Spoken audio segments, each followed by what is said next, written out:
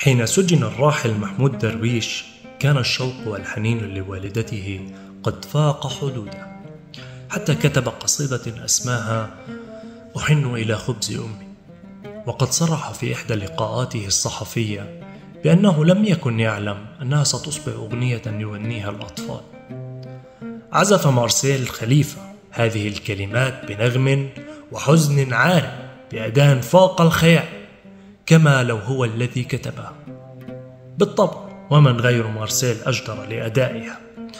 في إحدى المسارح العتيقة وبين جمع الجمهور الحافل يمسك ريشة عوده ويهز أوتاره بلحن شجي يدق له القلب بشوق لما هو آت. كان يغني كلمات معتقة شوقا تنزف وجعا بعدما فات الأوان، فلا كلام ينصف الأم قبل رحيلها، فكيف يكون بعدها؟ كان يرثيها بكل ما أوتي من قوة وعاطفة، يود عودتها. كان وصفا لقلب تعب على رحيلها.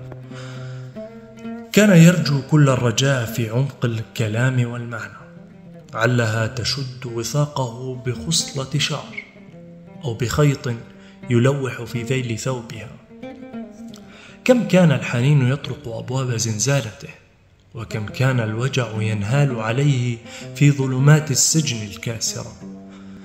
كيف وصف لو ود أن يكون حبل غسيل على سطح دارها، وتزعزع وقوفه دون صلاتها في كل يوم.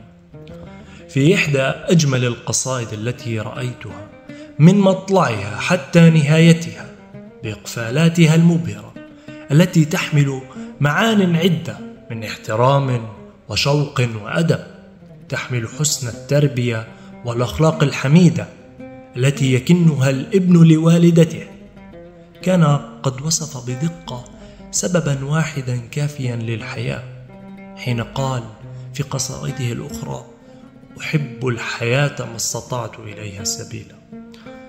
أما في هذه القصيدة فقد كتب إقفالا يرتعد له القلب وتهتز له بنات العين ومحاجرها، حين قال: وأعشق عمري لأني إذا مت أخجل من دمع أمي. حفظ الله أمهاتنا جميعا ورحم من فارقونا عن هذه الحياة.